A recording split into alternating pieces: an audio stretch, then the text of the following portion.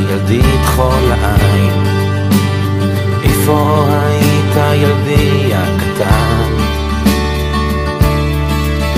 טיפסתי על ראש ההרים ועברתי, הלכתי בכביש הראשי וזחלתי, בתוך יערות עמוקים הסתתרתי, יצאתי אל חוף האוקיינוס שמת לי, נכנסתי לקבר שתמיד מחכה לי. עוד מעט, עוד מעט, עוד מעט, עוד מעט, גשם כבד עומד ליפול.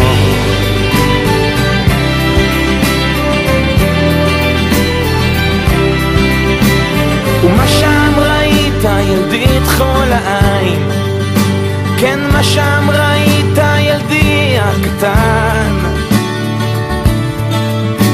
ראיתי שועל וזאב מחכה לו, ראיתי שביל זהב שאין איש הולך בו, ענב שחור שזורם עם המים, איש עם פטיש שפוצע ידיים, ראיתי חלום שהולך על קביים, איש בלי לשון מדבר ללא הרף, וילד ישן עם רובה ועם חרב. עוד מעט, עוד מעט, עוד מעט, עוד מעט, גשם כבד עומד ליפול.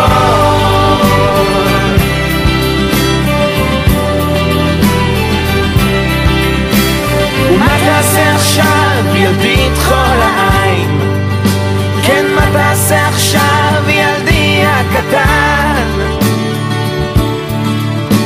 עכשיו אני יורד כי הגשם בשער, עכשיו אני הולך עמוק אל תוך היער, איפה שיש אנשים בלי ידיים, והחרה עולה שם הוא מציף את המים, ויונים מתות מחוסות עלי זין, ופנים של תליין מסתכלות מכל בית, שם הכל מכוער ולנפש נערך, הצבע השחור והאפס הוא מלך, ואני רוצה לספר ולנשום ולחשוב את זה, להביא את זה הנה שכולם יוכלו לראות את זה, לעמוד לבדי מול הים בו טבעתי, להכיר את השיר שידעתי ושרתי. עוד מעט,